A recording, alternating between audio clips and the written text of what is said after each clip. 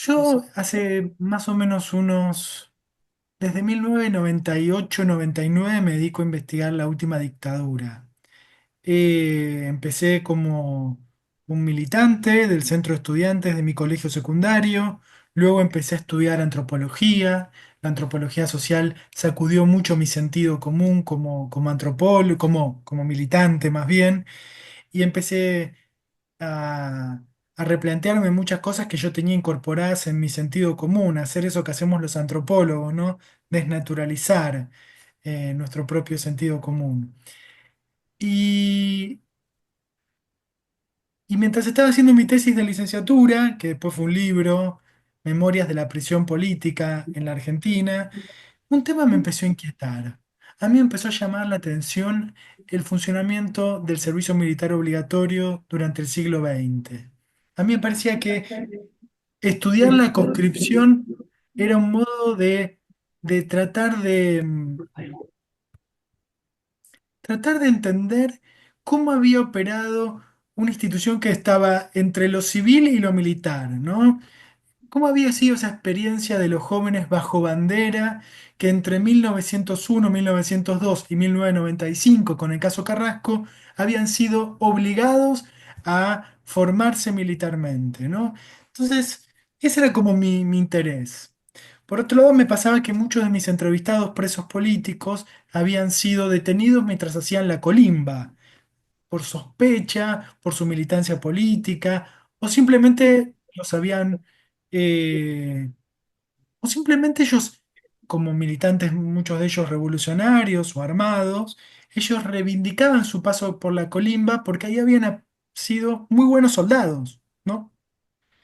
Entonces, un interés por la conscripción. También un interés por la conscripción que se inspiraba en los trabajos de Pilar Calveiro.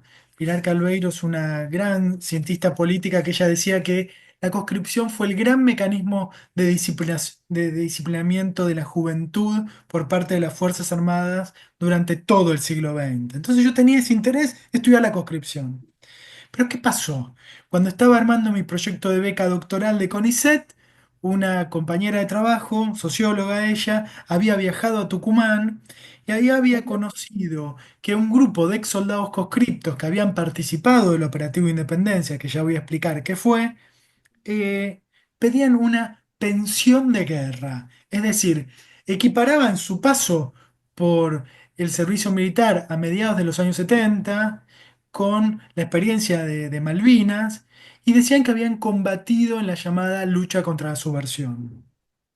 Cuando conocí esa lucha, que un poco reivindicaba el discurso de los militares que habían librado una supuesta guerra en los montes tucumanos, dije, tengo mi caso. Ustedes saben que los antropólogos en general tratamos de encontrar un caso.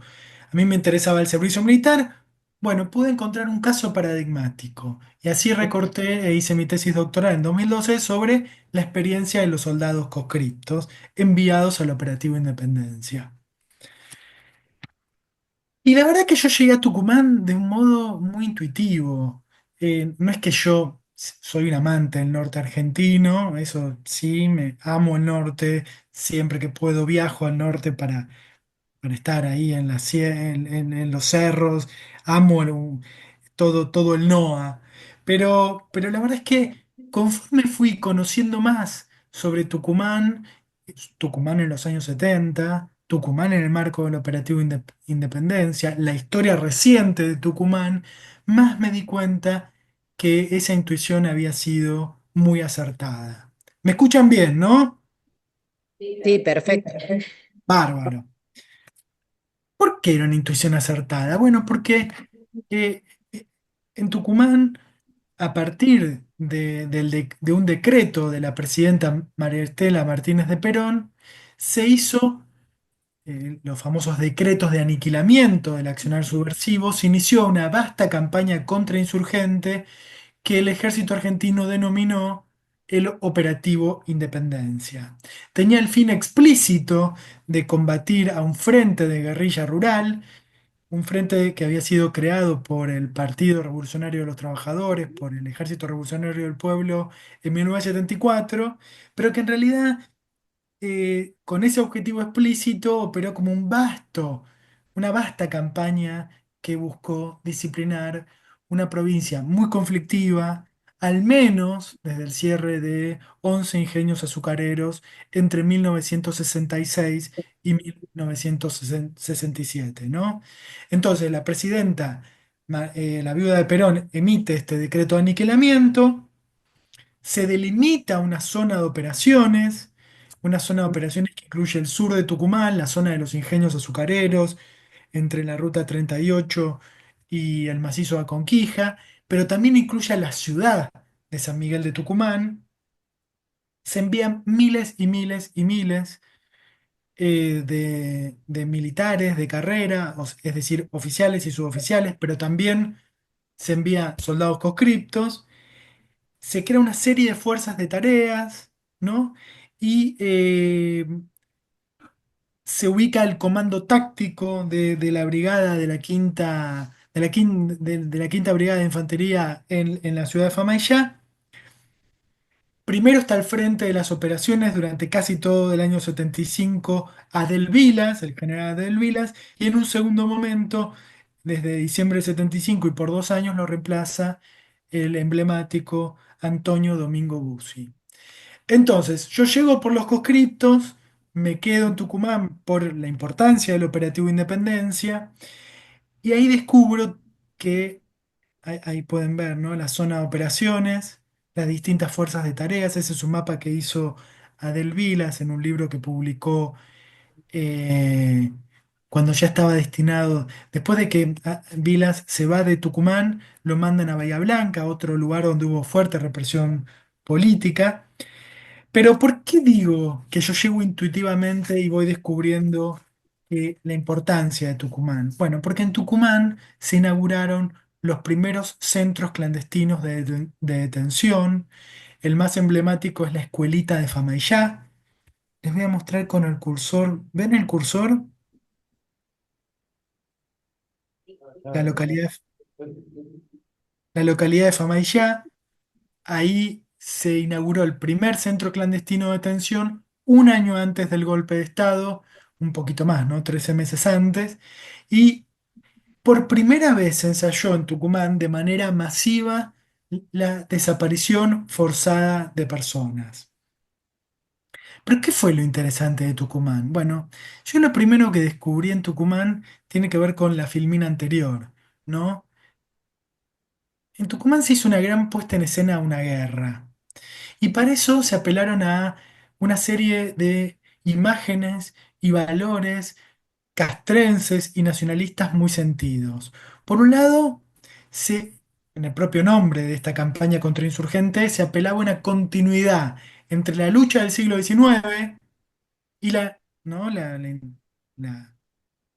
las luchas por la independencia libradas en Tucumán y la llamada lucha contra la subversión en la década del 70 del siglo pasado, ¿no? Esta idea de Tucumán, como decía el lema que pobló las calles en tiempos de la dictadura, ¿no? Tucumán, cuna de la independencia, sepulcro de la subversión.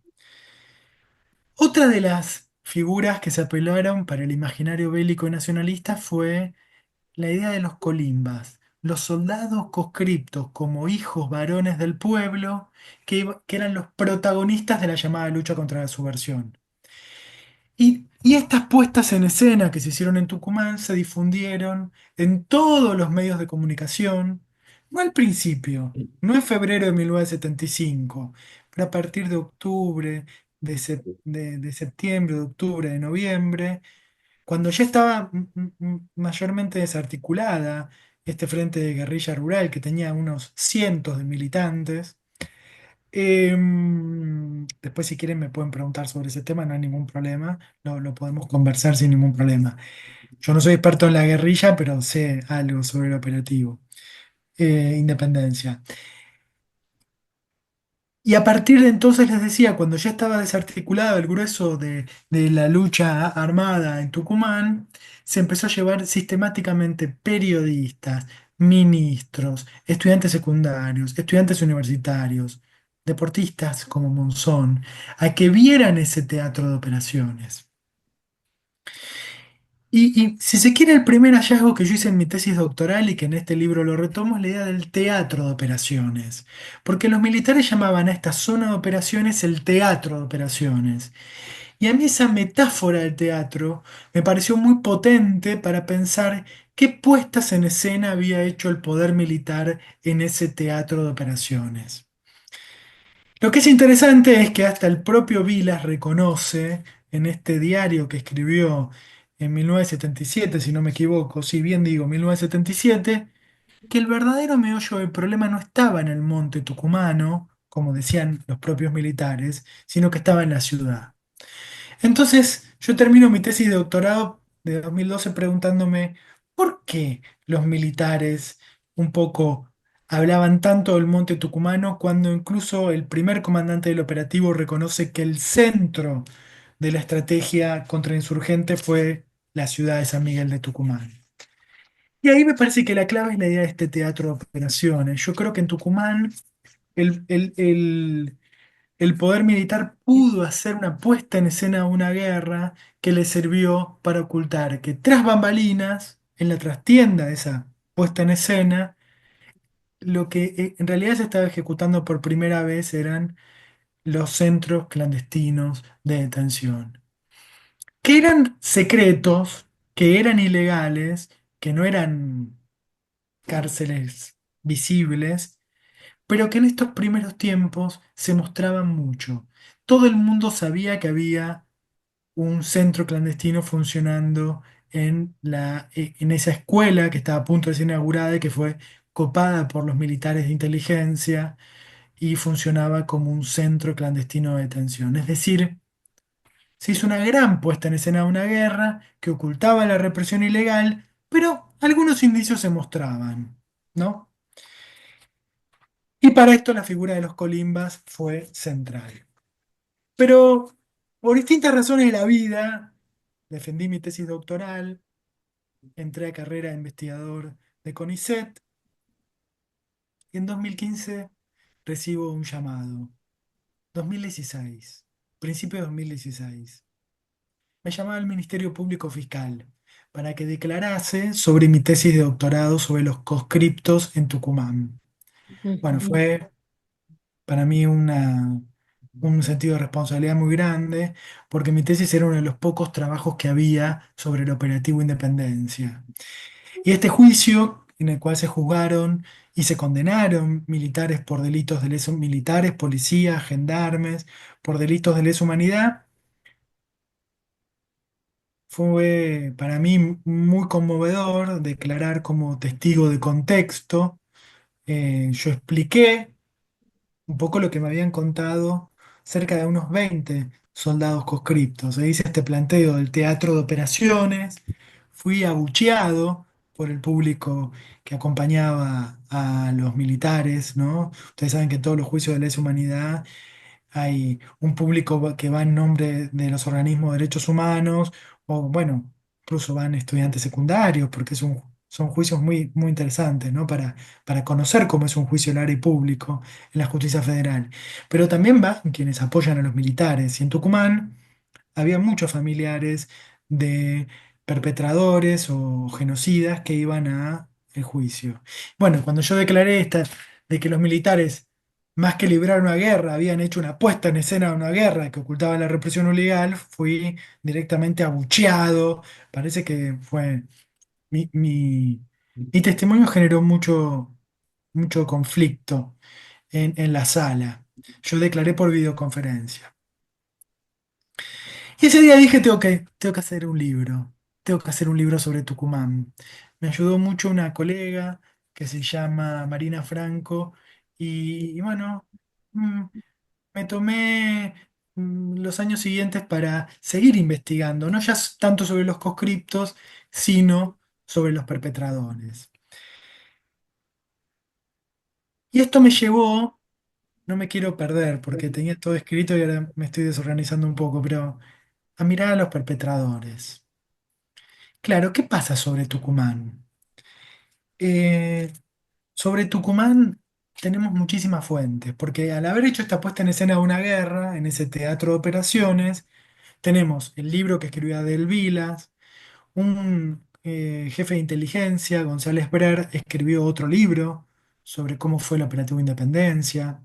Los propios militares hicieron un informe sobre el operativo Independencia, donde cuantifican cuántos militares fueron, que fueron cerca de 5.000, más o menos 4.800 a partir de marzo, abril, ¿no? Imagínense una gran ocupación territorial del sur tucumano en estas fuerzas de tareas, ¿no? Y en los centros clandestinos desde ya. Y también tenemos una larga entrevista que dio Bussi, el segundo comandante del operativo, y también encontré un montón de testimonios más dispersos sobre Tucumán, donde en general lo que aparece es como una especie de orgullo de haber ido a, a Tucumán, pero que si uno lee entre líneas puede encontrar numerosos indicios de la represión ilegal. Siempre digo que me volví un poco detective en buscando huellas de la represión ilegal en esos testimonios. Pero claro, eso me tomó muchos años. El libro salió en 2023, pero yo agradezco seguir presentándolo porque un libro que me tomó 15 años, pienso que, bueno, no sé, en el próximo libro, cuando un libro tan denso, ¿no? De tantos años de trabajo, no sé cuándo lo voy a volver a sacar. Pero, pero a mí, escribir este libro, que si ustedes ven el título, ahí se los voy a mostrar, Deseo de combate y muerte, el terrorismo de Estado como cosa de hombres. Esperen que voy acá, a esto, porque el otro es el chivo que está en oferta el libro, pero vamos al libro en sí mismo, ¿no? En el libro no aparece Tucumán.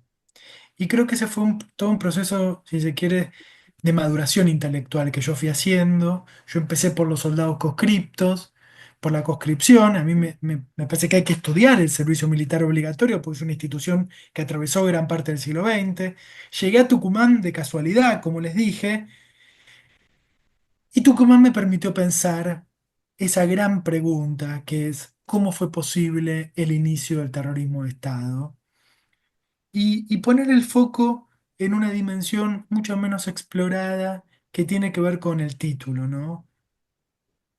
¿Cuáles fueron las condiciones emocionales y afectivas para que el personal militar se comprometiera personal, grupal y corporativamente con la represión ilegal? Y lo que aparece en el subtítulo es algo que aparecía en muchísimas fuentes, que es la idea de del comprometerse con la represión como una cosa de hombres, enlazando el compromiso con la represión ilegal con mandatos de género. Y ahora ya me voy a explicar, voy a explayarme un poco más sobre esto, ¿no? Claro, ¿qué tiene que ver? ¿Cómo responder esta pregunta? ¿Cómo se ha respondido la pregunta de cómo fue posible las masivas violaciones a los derechos humanos cometidas en nuestro país? Bueno, la primera gran línea de investigación, digamos, puso el énfasis en la formación en la doctrina norteamericana de la seguridad nacional y en la doctrina francesa que se había aplicado en Argelia, ¿no?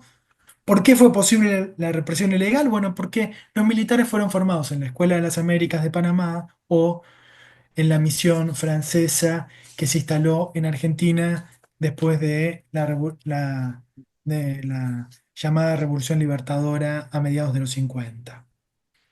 Esa es una primera línea.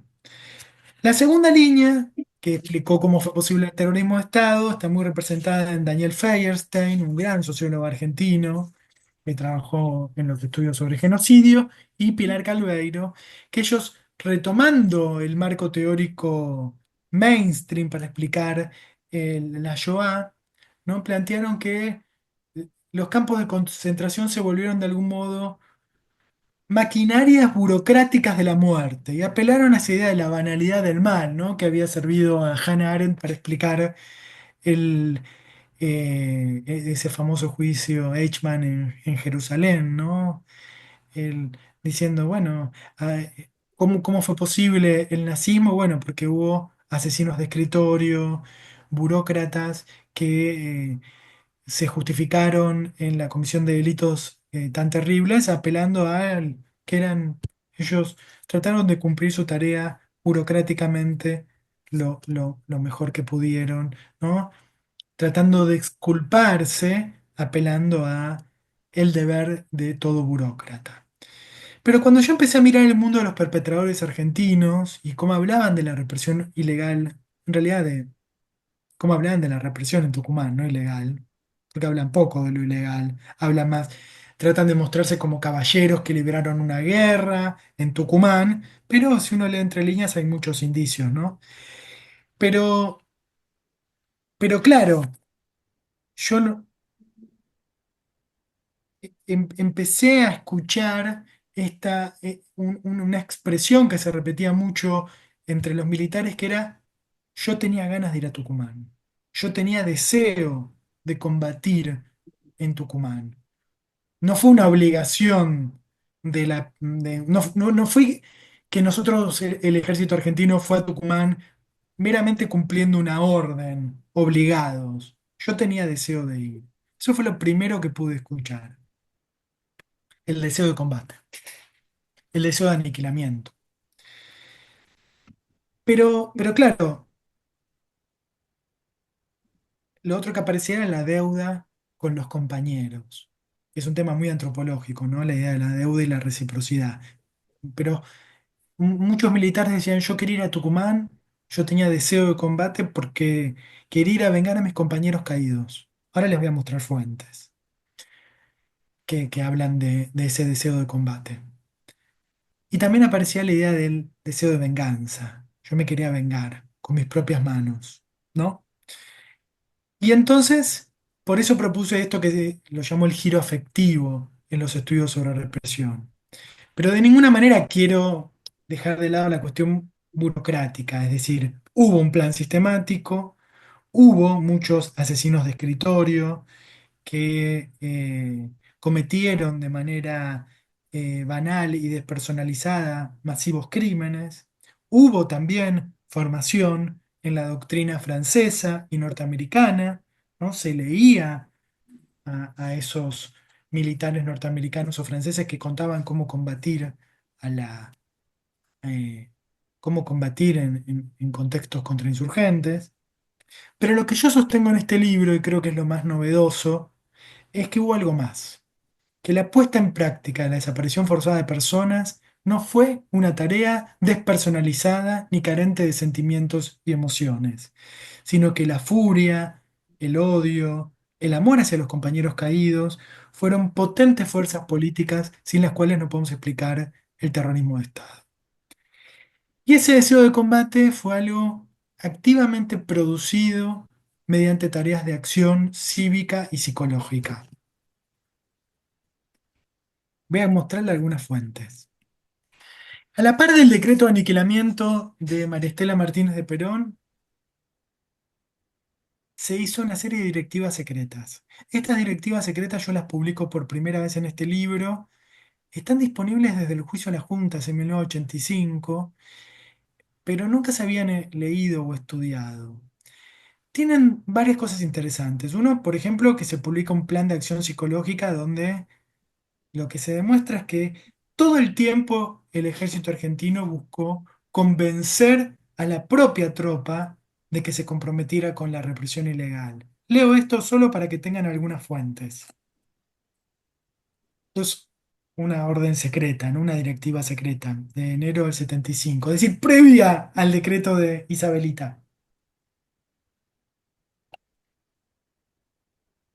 Esto está publicado en el libro. Ha llegado el momento de operar, ha llegado el momento de demostrar que los que hasta ayer soportaron estoicamente los ataques arteros y sanguinarios, hoy asumen la defensa de los intereses de la nación. Punto 3. Nuestros oponentes son los mismos que artera y sanguinariamente arrebataron la vida de los camaradas e inocentes miembros de la familia militar. En esta directiva todo el tiempo aparece Tucumán como un espacio central en en el cual había que eh, poner en juego lo que ellos llaman un deseo de operar contra el enemigo, ¿no? Un fuerte sentimiento de agresividad, dicen en este plan de acción psicológica.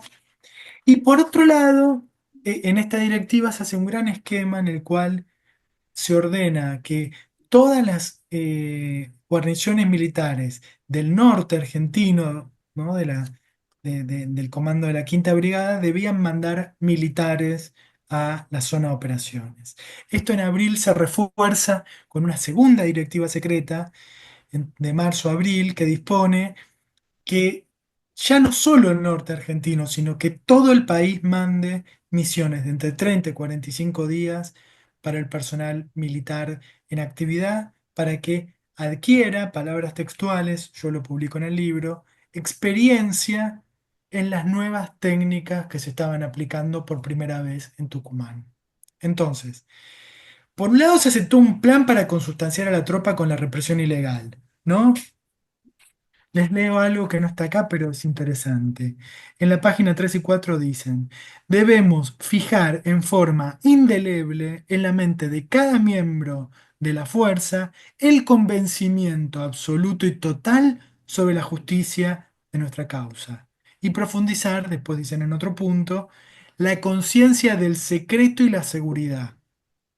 Y después dicen en la página 4 que deben, en lo que respecta a la familia militar, debe ser una apoyatura fundamental para que los padres, las esposas y los hijos no, perdón, acá tengo un error, no lo desanimen ni lo hagan flaquear, ¿no? Entonces, este deseo de combate que yo hablo en mi libro no fue algo natural, obvio o evidente, sino que fue algo activamente construido por las propias Fuerzas Armadas. Pero yo no trabajé solo con estas directivas y órdenes secretas. También trabajé con una serie de, de revistas militares donde todo el tiempo aparece la idea del sacrificio de la vida, estar dispuesto a sacrificar la vida en la llamada lucha contra la subversión. Y a partir de mediados del 75 aparece algo más. Aparece la idea de que hay que ir que hay que comprometerse con la represión ilegal para saldar la deuda con quienes habían sido asesinados en manos de la guerrilla. La idea del amor a los compañeros caídos, otro sentimiento, otra emoción. Pero esto era trabajar con revistas o trabajar con testimonios de la prensa, te hacen ver como la dimensión más pública de la represión. Yo lo que pude encontrar, además de estas directivas secretas, fueron testimonios de perpetradores que hablan de cómo fue ejercer la represión. Reconozco que cuando hice mi tesis de doctorado, yo ya tenía alguna de estas fuentes, pero no se había llegado a analizar, porque puse el foco en los colimbas, ¿no? Vieron que siempre los directores de tesis nos dicen o decimos, hay que recortar. Bueno, yo recorté a los colimbas en Tucumán. Pero cuando empecé a meterme con estas otras fuentes sobre Tucumán de los propios perpetradores, apareció este registro emocional y afectivo de un modo muy contundente.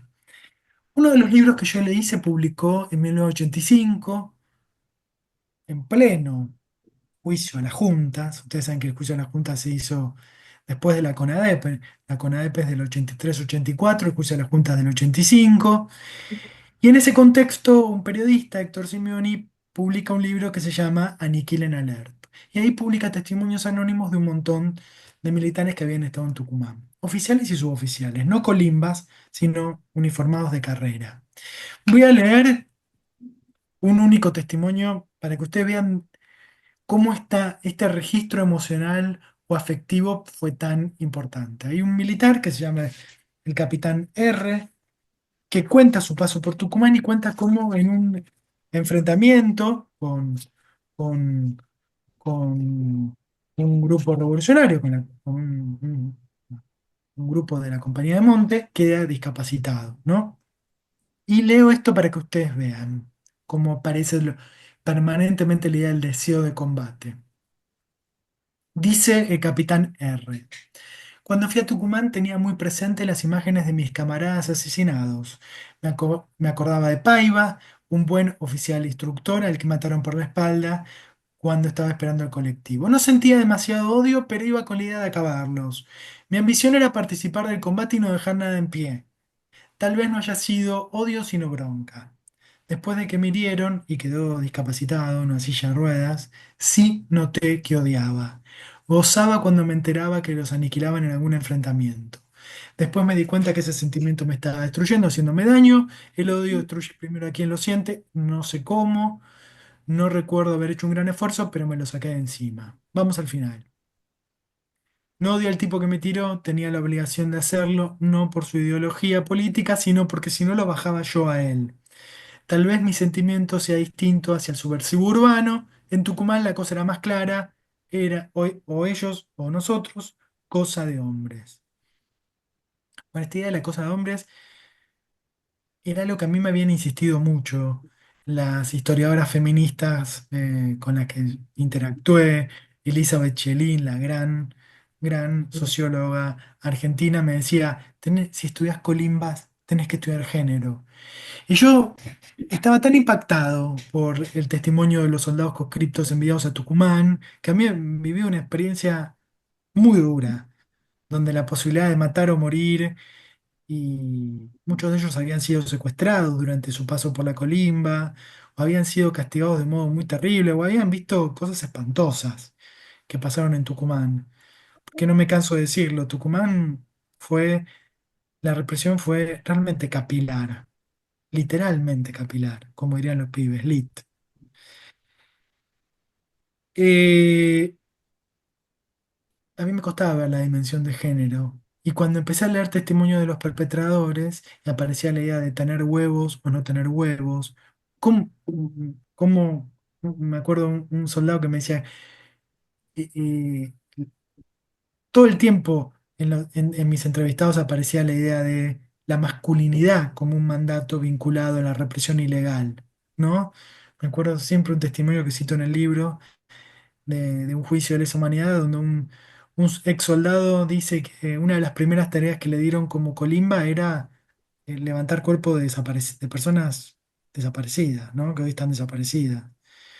Y le decían, no te la... Y él se puso muy mal, se angustió mucho, porque era una persona muerta, acribillada, torturada, con unas marcas espantosas en el cuerpo. Le decía, vos no tenés eh, que esa era su primer tarea como recluta, ¿no? Y un poco lo cuestionaban como diciéndole: vos no tenés huevos, no sos valiente, no sos macho, no te la bancás. La cuestión de la cosa de hombre fue una cuestión que la editora de Fondo de Cultura me dijo: tiene que ser el subtítulo del libro, y creo que es un gran acierto. Pero entonces, el grueso de los militares buscaba mostrarse como librando una guerra en Tucumán, ¿no? Y pocos hablan de la represión ilegal. Pero en estos años, gracias al proceso de memoria, verdad y justicia y a un trabajo... ¿Me escuchan bien? Sí, sí, te escuchamos bien, Santiago. Sigo entonces. Ustedes saben que en el equipo, en el Ministerio de Defensa, hasta el año pasado, que fueron echados los últimos trabajadores, funcionaba un equipo que ha hecho un trabajo único, único, no hay otra palabra, porque ellos se dedicaron durante años, a partir de un decreto que firmó Cristina Fernández de Kirchner, que desclasificó documentación de la última dictadura en el ejército, pudieron relevar un montón de legajos de militares, carpetas psiquiátricas de militares o reclamos por ascensos militares, donde, claro, no, nunca encontramos los listados de los desaparecidos. Por eso no tenemos una memoria completa, porque nos falta saber dónde están y dónde fueron enterrados la mayoría de los desaparecidos. Pero en estos archivos burocráticos, este equipo que lideró primero Natalia Federman y después Estela Segado, dos grandes investigadoras. Estela tiene una casita en San Luis, así que va mucho para allá. Quizás algunos de ustedes tienen el privilegio de cruzársela en San Luis. Ellos empezaron a buscar el archivo burocrático del ejército. Y muchos militares que... Walter, tenés prendido el micrófono. Ahí va. Bueno, les decía que en estos archivos burocráticos ellas y ellos encontraron un montón de huellas de la represión ilegal, que no eran estos discursos públicos del orgullo de haber estado en Tucumán combatiendo a la guerrilla, sino qué significaba haber participado de la represión ilegal en Tucumán y qué efecto les había dejado.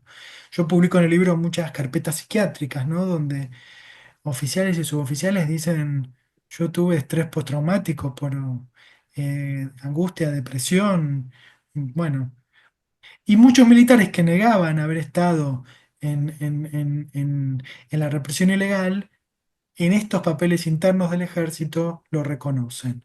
Ese es el caso, por ejemplo, del capitán Sarmiento, que él eh, hace un reclamo porque no, no le dan un ascenso militar y en ese reclamo cuenta que participó de la represión ilegal. Voy a leer algo breve del final, pero en todo caso en el libro está la cita completa, así dejamos tiempo para preguntas. Y dice, bueno, que estuvo en Tucumán a mediados del 75, creo que vuelve en el 76, y dice al final, de más estaría, bueno, cuenta que participó de la ejecución de delincuentes subversivos y al final dice, de más estaría relatar las misiones que nos asignaron por ser una pequeña fracción de cuadros instruidos especialmente para operar en pequeños grupos de dos o tres personas. Pero mi puesto de S2, oficial de inteligencia, me obligó, además de participar en todas las acciones de la fracción, a interrogar, ejecutar y concretar la parte más sucia, que era hacer desaparecer los cadáveres de aquellos detenidos por izquierda que no soportaban los interrogatorios. Es impresionante, ¿no? Eh, Aunque sea en un documento interno, gracias a esta tarea detectivesca, bueno, este documento en realidad no aparece. Después lo conocimos completo gracias a estos equipos de investigadores que trabajan en el Ministerio de Defensa, pero esto aparece como una información que se filtra en el diario Página 2 en los años 90. Alguien hace llegar esta carpeta a Hijos Córdoba. Y claro, es un escándalo porque eran tiempos de impunidad y un militar reconoce que desapareció personas. Pero no es menor, ¿no? Porque él cuenta efectivamente cómo, al principio, cómo lo mueve un deseo de combate, el deseo de estar en Tucumán, cómo eso lo lleva a, no dicen, me obligó a participar de interrogatorios, ejecuciones, pero también dice al final, en algo que acá no está citado, pero que se los voy a leer.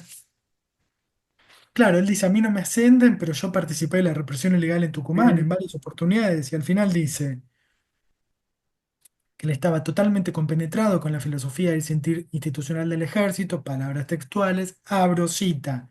Por esa compenetración con el ejército es que antepuse las necesidades operativas a mis profundas y arraigadas convicciones religiosas. Caso contrario, me consideraría un cobarde con las manos ensangrentadas. Em,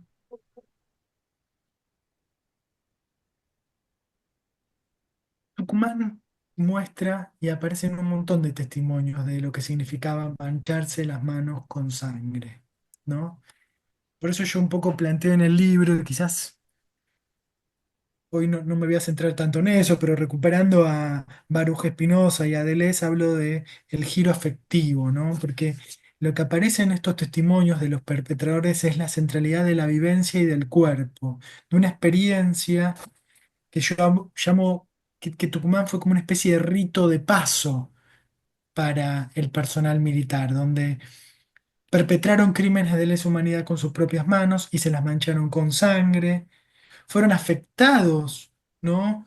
Por esa experiencia de ser heridos o por la muerte de compañeros de armas, pero fueron expuestos a la posibilidad de matar eh, en- al poder soberano de vida y muerte, ¿no? Y entonces creo que son memorias donde buscan traducir una experiencia que de una gran intensidad emocional y afectiva, que fue de algún modo la que los comprometió, ¿no? ¿no? Con sus propias manos. Perdón, con sus propias manos. Que al ejercer la represión, al mancharse las manos con sangre, ellos se comprometieron personal, grupalmente y corporativamente con la represión ilegal. Y en este sentido, esa serie de directivas secretas donde se muestra cómo se arma un esquema burocrático, donde los van rotando, ¿no? Van 45 o 30 días al monte, vuelven a su destino original, luego vuelven al monte, vuelven a su destino original. En ese ida y vuelta entre el cuartel y el monte, ellos, gran parte del personal militar, no solo del ejército, porque hemos encontrado pruebas de que también estuvo la Marina y que también estuvo la Fuerza Aérea en misiones rotativas en Tucumán, fueron participando personalmente en la represión ilegal y adquiriendo experiencia represiva en lo que significaba la desaparición forzada de personas, ¿no? Entonces, eso no solo los afectó personalmente, sino que fundó un cuerpo represivo. Esta es un poco mi hipótesis. Y entonces, esto para terminar, así vienen las preguntas. Tucumán fue un espacio de entrenamiento y aprendizaje en las nuevas técnicas contrainsurgentes. A mí no me parece casual que tantos centros clandestinos se hayan denominado la escuelita, como fue la escuelita de Famayá, pero también la escuelita de Bahía Blanca, la escuelita de Neuquén, o hayan funcionado, por ejemplo, en escuelas, como la escuela de suboficiales que funcionaba en el Faro de Mar del Plata, ¿no? Una escuela vuelta un lugar de aprendizaje en las técnicas represivas, ¿no? Y no es casual entonces que los hayan mandado en misiones rotativas, porque operó como una especie de rito de paso para que gran parte del personal militar participara de la represión ilegal.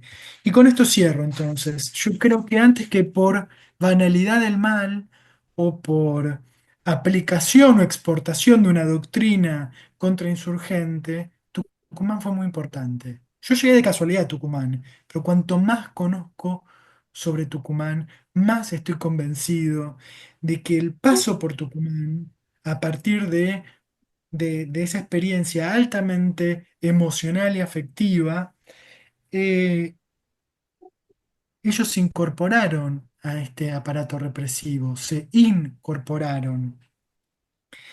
Y, y esa experiencia iniciática, que después se plasmó a mediados del 75 en un reglamento, el reglamento RC 91 de operaciones contra elementos subversivos, de algún modo condensó esos primeros meses de represión ilegal en Tucumán. Y al exponer entonces, y con esto termino mi exposición y abrimos a preguntas, al exponer al personal militar a la posibilidad de matar o morir, a ese poder soberano de vida y muerte, es como se fue conformando un aparato represivo que un año después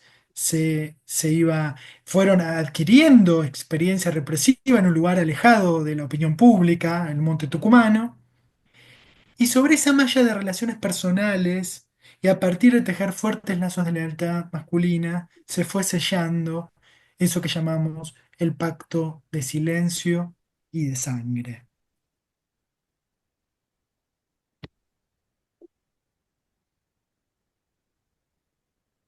Bueno, hasta acá llego y después escucho preguntas y abrimos al debate. Queda abierta la pregunta para la sala y para hablar mejor. Y que si hay uno de los presentes que tiene deseo de preguntar, ampliar, discutir, queda abierto el micrófono que se va a acercar acá el profe de salud. Y Mónica va a estar recepcionando las preguntas en la sala virtual. Muy bien. Muchas gracias. Espero que se haya haber sido claro.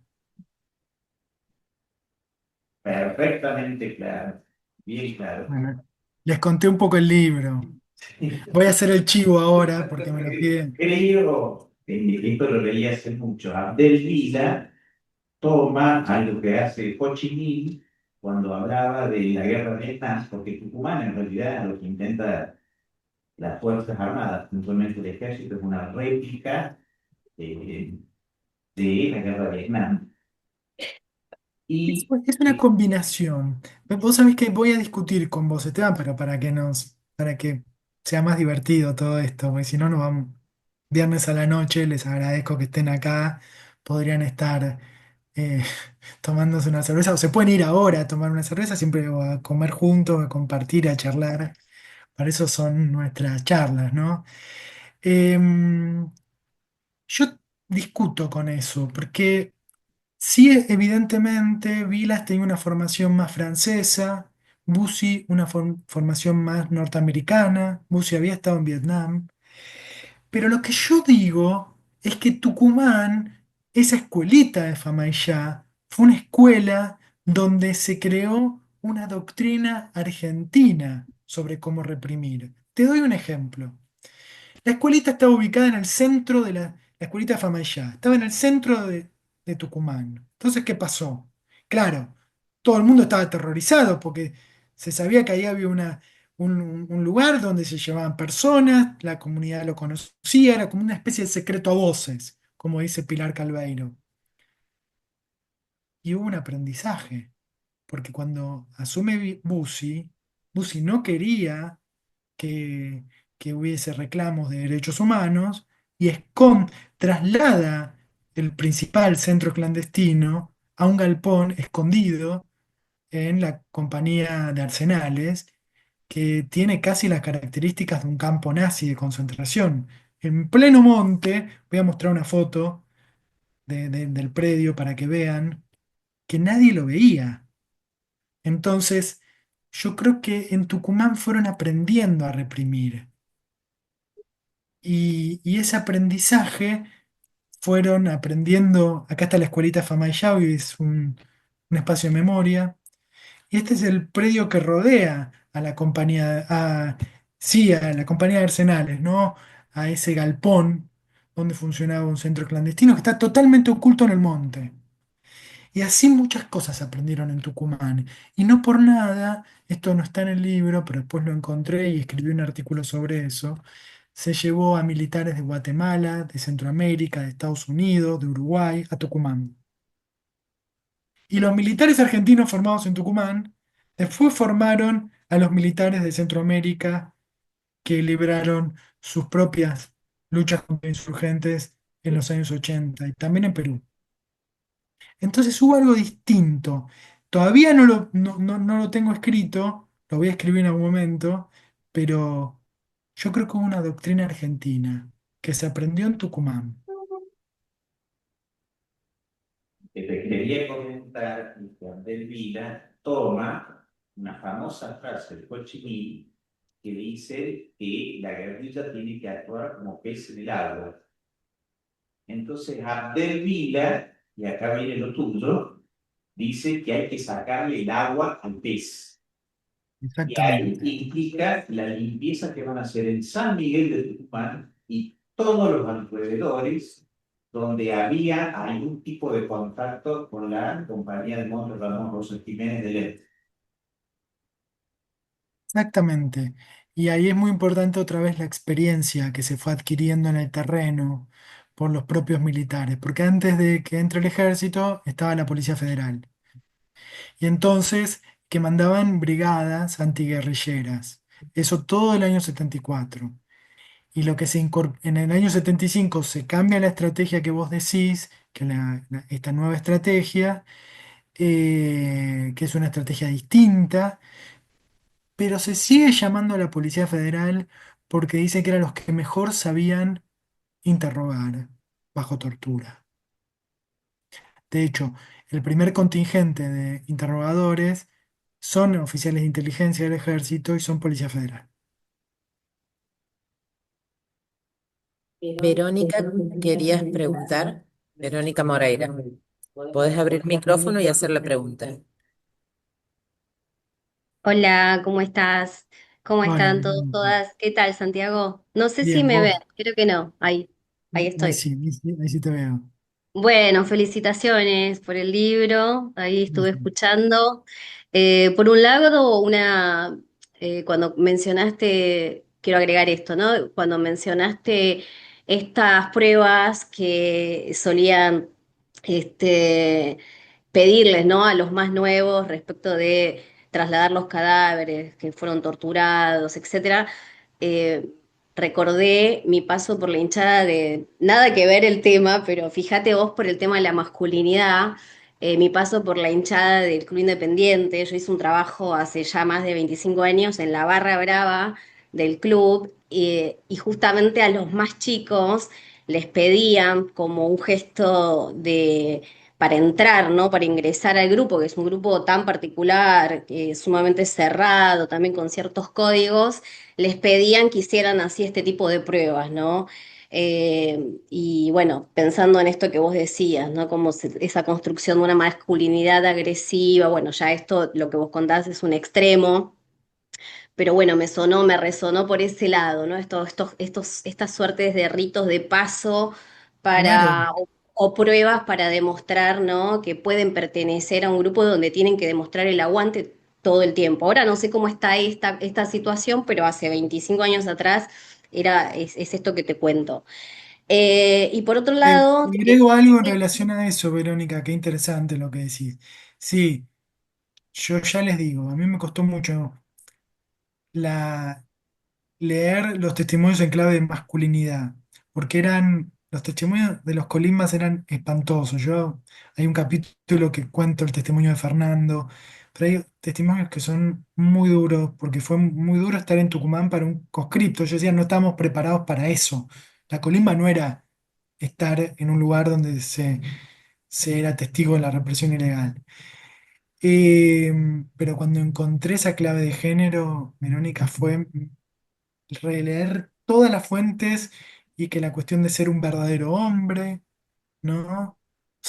O ser un cobarde, bueno, o tener huevos, no tener huevos, cómo se te ponían los huevos, todas metáforas de la masculinidad que son muy interesantes para pensar este y otros casos, ¿no? sí, total. Sí, De hecho, agrego algo cortito y también voy a dejar la palabra a otras personas. La policía es considerada para las hinchadas otra hinchada más a combatir, ¿no? Bueno, pero es para seguir bueno, interesantísimo. charlando. Sí, sí, sí, muy, muy interesante. Pero bueno, yo te quiero preguntar cómo fue ese momento, ¿no? Ese proceso en el que bueno, te llaman a declarar y como hay toda esta cuestión, ¿no? En el marco de la antropología, yo también soy antropóloga, bueno, ¿cómo trabajaste esta cuestión de preservar las identidades? Porque te están llamando a un juicio para, no sé exactamente cómo fue ese proceso, ¿no? Pero Eh, me imagino que fue, por ahí no te generó un dilema ético, pero ¿cómo fue ese proceso en el que te llamaron? Y si es que tuviste, ¿no? que revelar sí, testimonios que te dieron las personas con las que trabajaste durante tu trabajo. Bueno, esto. mira, una buena pregunta. Esa fue otra decisión, ¿no? Así como el subtítulo de Terrorismo de Estado como cosa de hombre fue un acierto de la editora, Mariana Rey, yo siempre lo digo porque yo le quería poner otro subtítulo. Yo le quería poner las formas elementales de terrorismo de Estado en Tucumán. Y ella me dijo, es el terrorismo de Estado como cosa de hombre, Santi. Pensalo, discutilo con la... No lo tenés que... Fue muy amorosa, pero fue un gran consejo que yo agradezco. Y el otro gran consejo es que no fue fácil publicar un libro sobre Tucumán, porque hay mucho desconocimiento. Yo siempre digo lo mismo, Dios está en todos lados, pero atiende en Buenos Aires. No se entendía este libro, no se entendía la importancia de Tucumán. Espero habérselas transmitido y seguramente conforme avancen las investigaciones vamos a saber más sobre lo importante que fue Tucumán para el ejército. Eh, entonces yo, cuando Fondo de Cultura aceptó publicar el libro, yo iba con mucho miedo, pero tuve una intuición, yo me guío mucho por la intuición. Dije, me gustaría que si esto surgió cuando declaré en el juicio, el epílogo del libro sea como fue mi participación en el juicio, que además fue muy particular, porque los acusados, fue todo muy tenso con los acusados. Después lean el epílogo del libro porque ahí cuento cómo fue y fue muy tensa la declaración. Em, a mí me llamaron del Ministerio Público Fiscal. em, Tuve una semana, suspendí clases, suspendí todo mi laburo y me dediqué a estudiar, estudiar, estudiar, estudiar y hablar con otros testigos que ya habían declarado en juicios. Hablé con abogados, una, una amiga que conocía mucho el juicio de lesa humanidad, Mariana Tello, quien acaba de sacar su libro Fantasmas de la Dictadura, otro gran libro. Eh, Ensayé con ella por Zoom la declaración, escribí, releí todos mis trabajos, que en ese momento no estaban en un libro, eh, y estudié, estudié, estudié, estudié, traté de ser muy sintético. Y ahí el dilema ético más bien fue un compromiso ético. O sea, yo dije, tengo que poder transmitir pocas cosas. Traté de no meterme en todas las discusiones más antropológicas sobre la teoría antropológica, me parecía que por ahí no iba. Yo enfaticé dos ideas: transmitir el sufrimiento de mis entrevistados y cómo eso les había marcado la vida, ¿no? Haber sido colimbas en el operativo Independencia. Y por otro lado, la idea del teatro de operaciones, que fue también lo que más incomodó, porque los militares siguen reivindicando la guerra en Tucumán. Entonces, hablar de la puesta en escena de una guerra les iba a decir algo bien de más, la cosa de hombre, ¿no? Le dio por el de la pelota. Sí pero estamos hablando de género, así que hay algo de la masculinidad que también ahí se puso en juego. Así que eso fue, pero fue muy lindo también. Fue yo soy investigador de CONICET y profesor. Entonces, sentir que lo que uno hace puede aportar al juicio, a un juicio de lesa humanidad, es darle sentido a lo que uno hace, ¿no? Entonces, fue, me lo tomé como una oportunidad y como un gran desafío y estudié, estudié, estudié, estudié, estudié y me preparé como para un examen final. Ensayé, ensayé, ensayé, escribí, escribí, escribí y... Pero lo más tierno fue que mi papá, que en ese momento vivía, falleció en la pandemia en 2020, me acompañó y se sentó al lado. Ahí estuvo.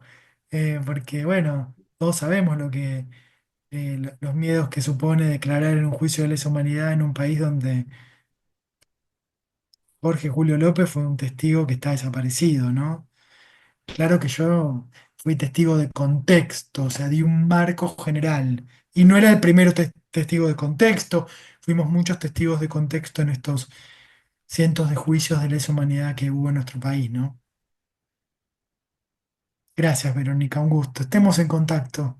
Sí, claro, estamos por ahí por Instagram, gracias. Bueno, genial, cualquier cosa nos escribimos por ahí.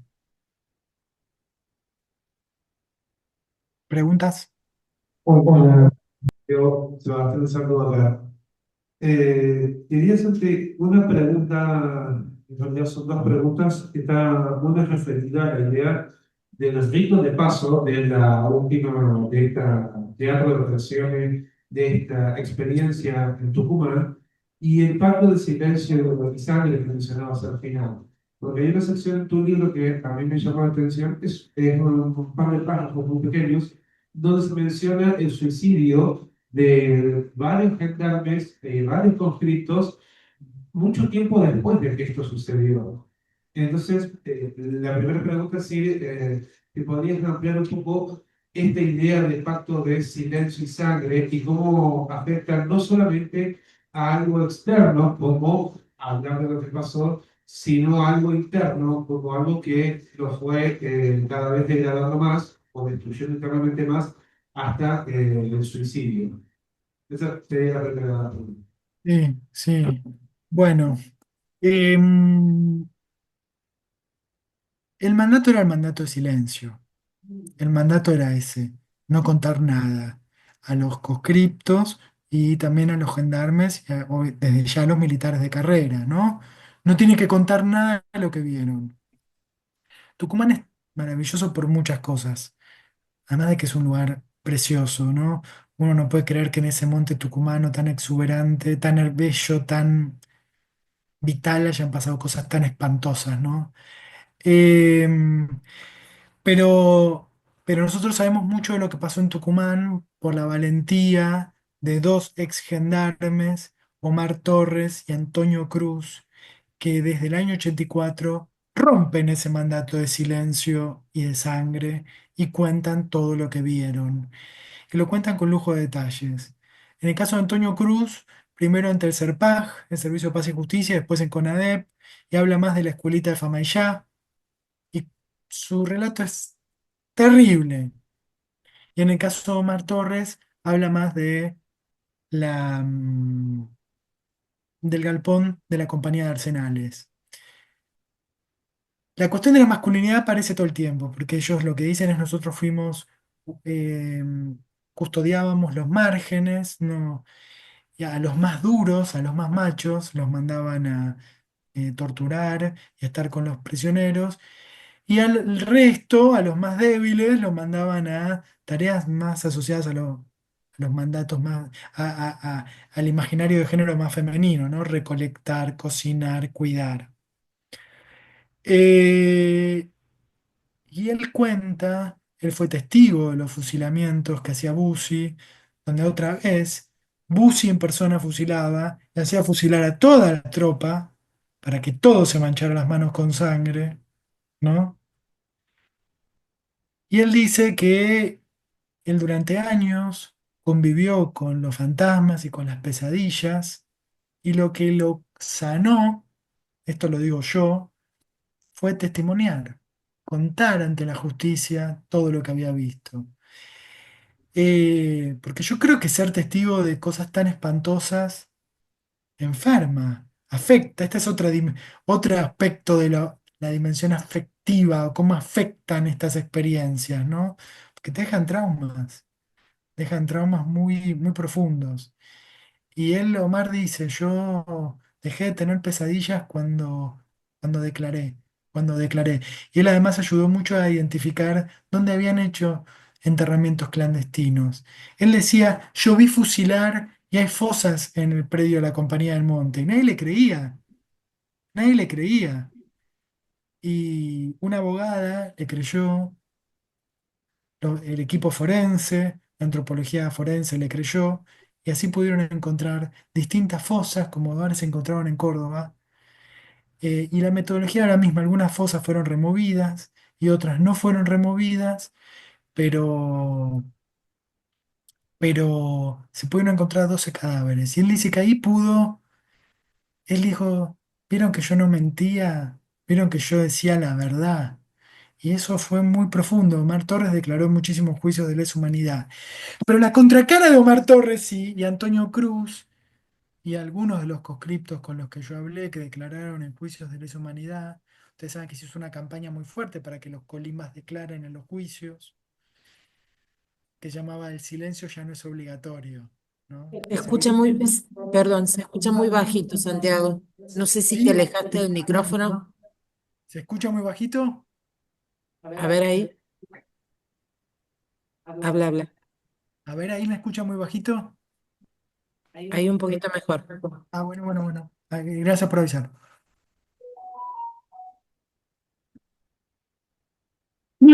Vuelvo. La contracara de estos dos gendarmes que contaron todo y de algunos conscriptos que fueron testigos claves en juicios de lesa humanidad como Jerez y otros tantos, Juárez, que yo cito en el libro, es que la mayoría de los militares no rompieron el pacto de silencio. Bueno, y los efectos son esos, ¿no? Eh, a mí no me deja de impresionar cómo se puede convivir con haber cometido delitos tan terribles, ¿no? Bueno, ha sido una decisión. Y creo que en eso el pacto de sangre es la contracara del pacto de silencio, ¿no? Porque todos se mancharon las manos con sangre.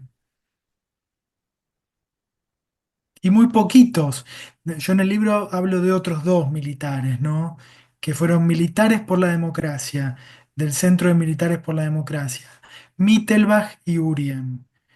Dos militares, familia militar, llegaron a altísimos cargos en el ejército y ellos en democracia contaron todo lo que vieron. El caso de Urien ayudó a identificar desaparecidos, desaparecidos con vida, quiero decir, nietos, ayudó a recuperar nietos. Y en el caso de Mittelbach fue muy interesante porque Mittelbach ayudó a reconstruir el esquema represivo del ejército con su hermano. Es decir, son grandes, yo digo, son patriotas, gendarmes, soldados conscriptos, estos poquitos militares, pero que contaron lo que vieron y que seguramente con eso sanaron heridas, ¿no?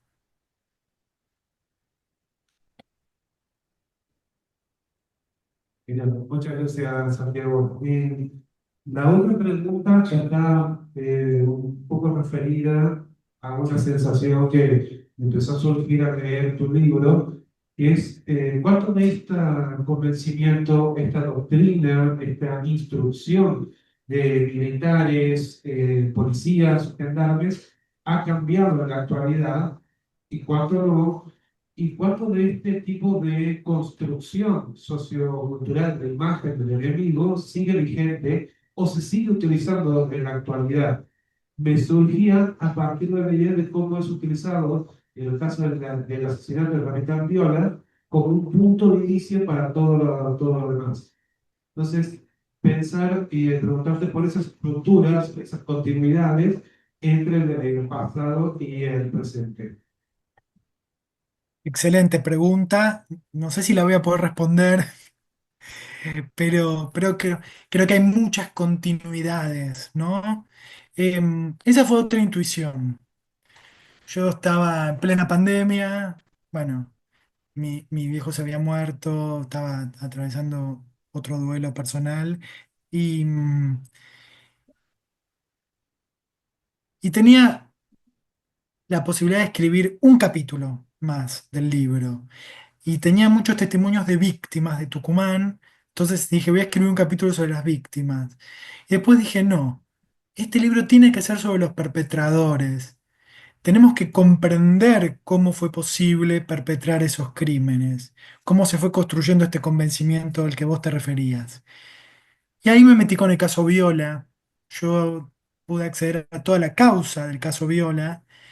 Y es bien interesante porque se dice que hubo, no hubo memoria completa o que hubo solo justicia para las víctimas del terrorismo de Estado. Y en este caso lo que muestra es todo lo contrario.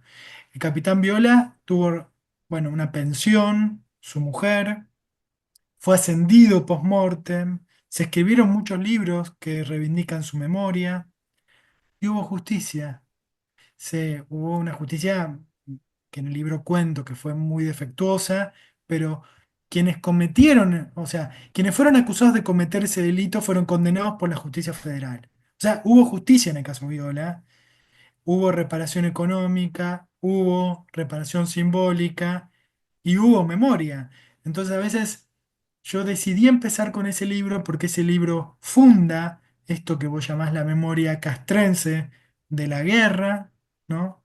Es un caso emblemático que para mí termina de sellar ese compromiso emocional con la represión. Muchos militares dicen que el caso Viola es el caso que los termina de convencer de que tienen que comprometerse con la represión ilegal. Y bueno, el anverso es que quienes fueron condenados por ese crimen, en realidad sus confesiones fueron arrancadas bajo tortura en la escuelita de Famayá. Y yo en el libro publico por primera vez esos interrogatorios bajo tortura y cómo ellos son obligados a confesar que cometieron ese crimen. No sabemos si lo cometieron o no, porque las confesiones bajo tortura siempre hay que desconfiar. Y no solo eso, sino que son obligados a confesar todos los crímenes de la guerrilla durante el año 74. Eh, Así que sí, yo creo que la memoria que hoy reivindican los militares,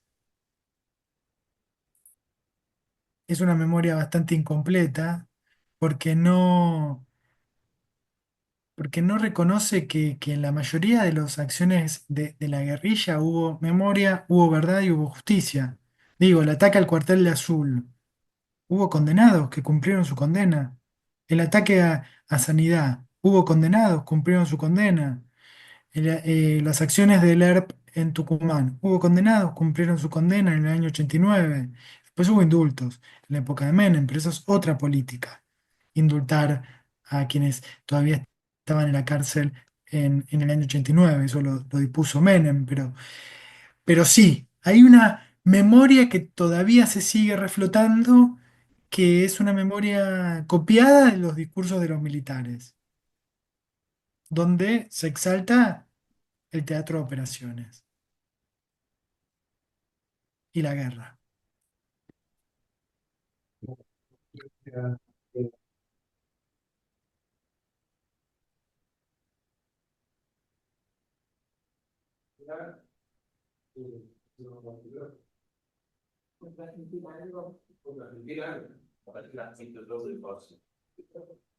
Quiero agregar algo, porque estamos hablando del caso Viola, que es un caso paradigmático.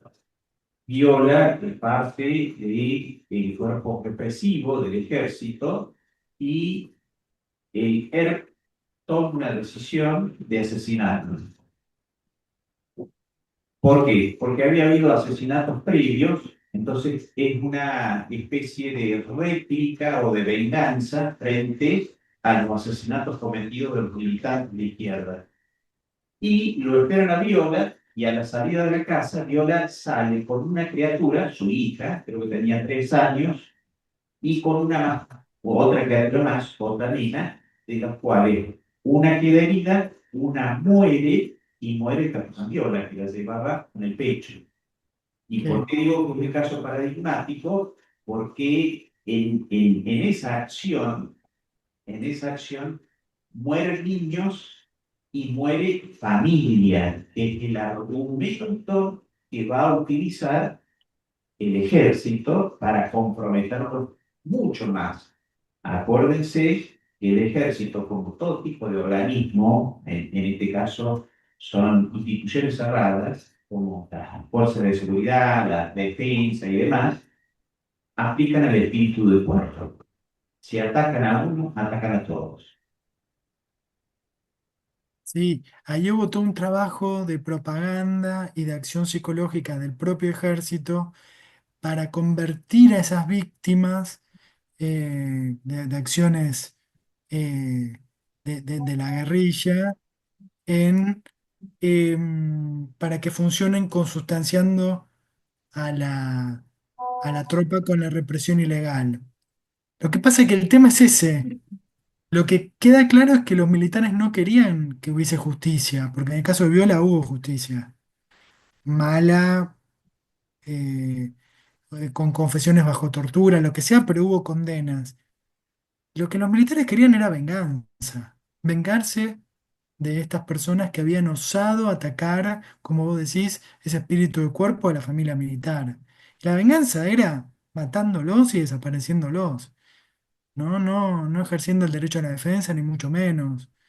Entonces, eso, agregando a tu comentario. Eh, Soy Marcelo Juárez. En este momento quiero agradecerles por la invitación. Yo estoy a cargo de los que es derechos y garantías constitucionales en la provincia. Eh, Primero, felicitarte porque no solamente tenés una visión de varias aristas, digamos, de este libro, no lo he podido leer, por supuesto, voy a intentar leerlo, porque me parece más que importante que nos das una luz en un tema que no es muy hablado como lo de Tucumán. En mi vida, por decirlo de alguna manera, he tenido, también he estado en los centros de estudiantes en el secundario, soy la primera generación de la democracia, empecé el primer año en el año 84 y bueno, terminé mis estudios en la escuela técnica Y bueno, acá mismo al lado empecé la Universidad de Ingeniería Electromecánica, y en primer lugar creo que estaba en el comedor universitario en su momento. Así que bueno, de igual manera mi camino fue por otro lado, ¿no? De las ciencias políticas. Pero es importante esto porque también tuve en esta cuestión de joven y de haber vivido el tema de Malvinas, por ejemplo, cuando era chico, y que te marca, porque una generación que nos marcó mucho a todos esos niños y adolescentes, ni hablar. Y en esas locuras, parte de la vida también estuve en el colegio militar durante un año y medio, igual me expulsaron, estuve detenido 6 meses en llegar a 161, acá en San Luis, pero por otros motivos. Pero eso es lo que vos marcás, yo lo vi en la formación militar, básicamente lo simbólico era tu común. Claramente que fue la escuela que armó todo lo que fue posteriormente esa antesala a lo que fue el golpe militar y lo que fue lo que vivimos durante los 8 años, ¿no? Lo que vieron, lamentablemente no es que desaparecido como están y aquello que volvieron y que después pudieron dar testimonio a lo que tiene que ver con después lo que fue el juicio de esa unidad, ¿no? Que también en la provincia. O sea que vos, perdón que te Sí, pregunte, Marcelo, ¿no? sí, sí, sí, sí. Dame- quiero subir un poco el volumen porque lo escucho muy bajito. Ah, Em, te- vos coincidís con que fue una antesala, entonces, y totalmente. un lugar muy simbólico, ¿no? Totalmente, porque no solamente lo que se evidencia, como vos lo marcaste bien, el tema de esta cuestión simbólica de la escuelita Mm. en Tucumán, después se replicó en las distintas escuelitas que tuvimos en ese proceso que después, bueno, eh, fue testigo de las cuestiones, ¿no? Y que son hechos y concretos, y que sin duda marca una diríamos, el emblema o la fortaleza de sus cabezas en esta construcción, en este armado, que después termina siendo lo que fue el golpe de Estado. Y por supuesto, eh, la negación total de cualquier otra situación de vista o de pensamiento o de visiones, por supuesto que es contrario a la formación de sus cabezas. Esto es lo que hay que tener en cuenta. Y vos pusiste algo No, muy concreto, el tema de género. No solamente en las cuestiones que tienen que ver con la exposición, digamos, verbal, sino también en los hechos concretos, porque bueno, hemos sido testigos de lo que ha sido el servicio militar obligatorio con Marrasco, que fue lo último, pero todas las violaciones propias que vivieron también en ese mismo contexto que vos estabas planteando, ¿no? Esto es no solamente dialéctico, sino también, bueno, cosas concretas. No solamente de que, bueno, el que va a la cocina, el que va a limpiar, bueno, el colimba, claramente corre, limpia y barre, no sé cómo era, pero tiene que ver con eso. Pero es simbólico. Y yo un poco, porque están los chicos que son jóvenes y que no han vivido nada de esto, vos nos traes a esta luz y hablo un poco de lo que estás exponiendo, porque tiene que ver con nuestra memoria. Y eso es lo que nosotros no tenemos que perder. Y por supuesto que lo que quedó de la memoria, de la verdad y la justicia, es lo que nosotros tenemos que llevar ese estandarte para no volver a cometer los errores que hemos cometido en el siglo XX, ¿no? Fundamentalmente. Así que, nada, quería hacer una reflexión de una experiencia, pero de pronto comparto con vos esto que están planteando porque es una visión concreta de algo que no se habla, que es Tucumán. Y realmente lo que Eh, pasó en Tucumán es Marcelo, algo que nos llevó a toda una cuestión no solamente de Argentina, sino de toda América. Lo planteaste vos, es así. Vinieron a aprender de toda América para después llevarlo a Centroamérica, fundamentalmente esta formación que tenemos. Marcelo, quería agregar algo en relación a tu pregunta, y es que muchas de las cosas que uno después ve en la Guerra de Malvinas, de acción psicológica, de propaganda, de simbolismo, los soldados, cripto, toda esa retórica se ensaya también en Tucumán. Se ensaya en Tucumán y se ensaya también en el operativo Soberanía, que continúa después de Tucumán y que es por el conflicto del canal de Beagle, tema del cual se sabe muy poquito y hay mucho que investigar.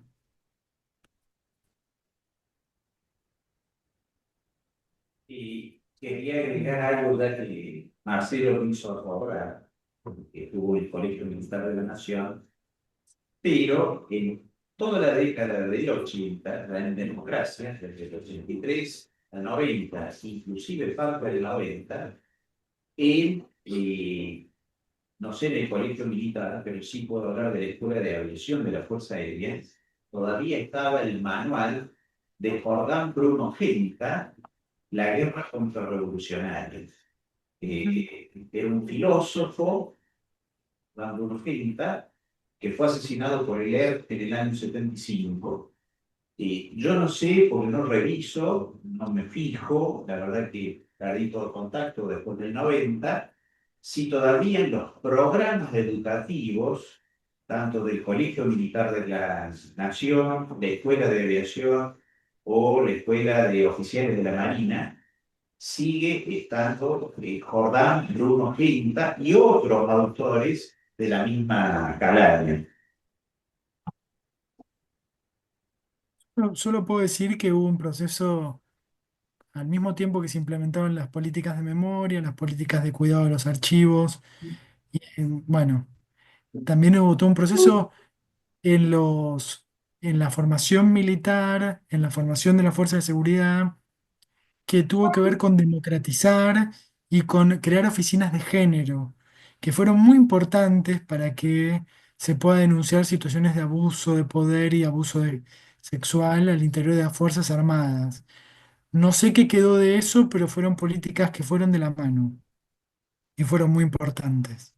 Bueno, veo que se empiezan a ir, ¿no? Si quieren, no sé si ya son las 8, eh, podemos hacer un cierre como ustedes prefieran. Eh, ahí hay una pregunta más y Dale, hacemos el cierre, Santi. dale, Hola, con mucho Santiago. gusto. Agradecerte. Yo soy Daniela Miranda, pertenezco a una multisectorial con la memoria de Villa Mercedes. Quería, como cuando vos hablas de este teatro de operaciones, ¿no es cierto?, que se conforman Tucumán, que hace la apertura hacia el interior del país, ¿no es cierto?, como experiencia, si este teatro de operaciones no viene en concatenación de lo que fue la Escuela de las Américas, ¿no es cierto? No sé, cuando se instala la Escuela de las Américas para bajar todo lo que es la doctrina de seguridad nacional de Estados Unidos hacia América Latina después de la Revolución Cubana, ¿no es cierto? Y ese es un poco lo que yo discuto. Daniela, no te escuché el nombre. Daniela Miranda. Daniela, sí, Daniela. Y yo un poco discuto eso. Yo pienso que lo que pasó en Tucumán no fue una mera exportación de una doctrina extranjera, la doctrina norteamericana o la francesa, sino que ahí lo que se dio fue una dinámica local, nacional, que no fue casual que el ejército elija Tucumán, porque en Tucumán era donde el ERP había armado su compañía de monte, ¿no? Es como que, ahí me parece que se cortó un poquito, pero lo, lo que quiero, ¿me escuchan bien ahí? Sí, Santiago, sí, te escuchamos Ah, bien. Lo que quiero decir es que hubo algo que no fue una exportación. Hubo algo que ellos experimentaron ahí en Tucumán por primera vez. Porque es como si a vos te dicen eh, que vos las cosas las aprendés en los libros. O porque otro. ¿Por qué una persona comete delitos tan atroces? Bueno, no es solo por los libros que leyó o por lo que aprendió en las aulas del colegio militar. Para mí es por lo que vivieron en Tucumán. Porque ese fue un lugar donde al ejercer la represión con sus propias manos, al que funcione este sistema de rotación y de entrenamiento, inventaron hasta una propia doctrina argentina. No sé si soy claro. Esa es mi hipótesis. Yo no sé si la demuestro en el libro. Quizás en el próximo libro la voy a demostrar. Pero para mí hubo algo que no fue una mera exportación, que fue algo que adquirió una dinámica propia. Clarísimo, Santiago, gracias. No, por favor. Eh, Sam, ¿querés hacer el cierre de esta presentación? Bueno, desde nuestra parte, el agradecimiento profundo a que hayan aceptado la invitación, la propuesta, y voy a ser muy subjetivo. Yo ya te lo había dicho, te lo había anticipado, había dicho que el libro era un dulce de leche. Está muy bueno el libro, recomiendo Gracias. comprarlo, ya que tenemos la posibilidad de que está en oferta. Voy a Aclaro mostrar, únicamente voy a que no mostrar, tengo ninguna comisión del libro. voy a Eh, mostrar, voy a mostrar el chivo, sí. a esta fase del chivo. Efectivamente está a mitad de precio. Están todos los libros de Fondo de Cultura. Esperen que dejo de compartir. Están a mitad de precio. Así que es una súper oferta porque, bueno, nada, es un momento editorial muy complicado. Ustedes saben que la editorial Fondo de Cultura es la editorial del gobierno mexicano, del Estado mexicano, que tiene una filial acá en Argentina. Y lo que me decían es que la posibilidad de que el libro esté a tan mi libro, y ahora les voy a mostrar que son varios libros, compartir, ahí les comparto la pantalla. Son varios libros de Fondo de Cultura, todos los libros referidos a dictadura están a la mitad de precio, y esto permite que un montón de gente, estudiantes, en un momento de crisis económica tan grande, pueda, bueno, acceder a un libro. Y bueno, nada, ahí está el mío, Anatomía de una mentira, el libro de los juicios de Daniel Feuerstein, el libro de Marina Franco, Democracia Hora Cero, un libro sobre Alfonsín, otro libro mío, La otra juvenilia, están todos a la mitad. Así que espero que lo puedan aprovechar. Yo tampoco me hago rico con los libros, pero me dan un orgullo muy grande formar parte del catálogo de Fondo de Cultura. Cuando fui a retirar los primeros ejemplares del libro, me llamó la editora, me dijo, están los primeros, salieron de la imprenta. A mí me costó tanto, tanto, tanto publicarlo este libro, que iba en el auto llorando de emoción. Así que bueno, espero que ustedes el libro también. Sí, porque uno trabaja tanto y a veces es tan difícil nuestra profesión, hacer su lugar, eh, conseguir un lugar en la universidad, uno va buscando, ensayando, hacer la tesis. Llegar a fin de mes con nuestros sueldos de becarios, bueno, ahora como investigadores, que, bueno, es como un mimo haber hecho ese libro en Fondo de Cultura. Y después vino el segundo libro, La otra juvenilia, y después lo podemos presentar más adelante si ustedes quieren. Bueno, son todas eh, cosas que por nos llenan el alma en un momento muy difícil para hacer ciencia y para hacer docencia universitaria. Ustedes lo saben. Y te comprometo y nos comprometemos Cuando vos nos digas, hacemos la presentación del otro libro también. Dale, de la otra juvenil en septiembre para la noche de los lápices, ¿les parece? Perfecto. Compromiso asumido por parte del equipo de investigación que está al fondo, los Dale, dos que están acá más cerca, así que Daniela, que viene en una multisectorial, la gente buenísimo, del gobierno de la provincia de San Luis, así que buenísimo. Muchas gracias. Muchas gracias por la invitación. Y bueno, nos queda Santiago, esto, ¿no? Santiago, Seguir. nosotros, esto también es un chivo para todos, pero estamos constituyendo lo que es la Biblioteca de Derechos Humanos Uy, qué y lindo. de alguna manera nos comprometemos y te comprometemos para que tus libros estén en nuestra biblioteca y que puedan, por supuesto, estar en el que va a frente, ¿no? Y las delegaciones también, así que podemos agradecer también para eso, ¿no? Pero bueno. Te escucho muy bajito, pero entendí lo de la biblioteca y seguramente la editorial, sabiendo que se hizo la presentación allá, no va a tener ningún problema en donarle libros. Sé No, que no, pero va más allá de eso, digo, me parece que lo que vos planteaste también tiene que ver con esto, ¿no? También es una caricia y es un aliento también al trabajo de investigación de muchos años y de que lo que tiene que ver con esto que también quede a disposición de todos los que quieran ver todos los trabajos de todos los autores, ¿no? Y nosotros que trabajamos mucho con los estudiantes secundarios en San Luis, fundamentalmente, bueno, que esté a disposición para ellos, ¿no? Y sí, nada, agradecerte nuevamente. nosotros, voy a contar algo que no lo tenía pensado contar, pero bueno, se los quiero contar.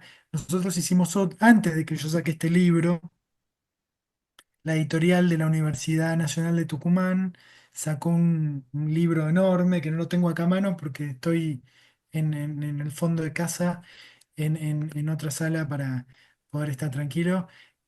Sacamos un libro que cuenta toda la historia del operativo Independencia, desde el cierre de los ingenios azucareros hasta el juicio de lesa humanidad. Somos 40 autores, la mayoría docentes, universitarios, investigadores, periodistas, activistas. Y nuestro sueño era que el libro esté en todas las bibliotecas de Tucumán. Todavía no lo pudimos lograr, pero es un libro colectivo pensado para las escuelas, porque para nosotros ese es el gran desafío, ¿no? De algún modo producir materiales que tengan rigor académico, pero que lleguen. Yo con este libro traté de que sea un libro accesible, que plantee hipótesis novedosas, pero que el que lo lea lo entienda. Que no sea un libro cerrado, críptico o que quede en los claustros universitarios, con lo importante que son, ¿no? Que se pueda, que pueda dar otra versión de la historia, ¿no?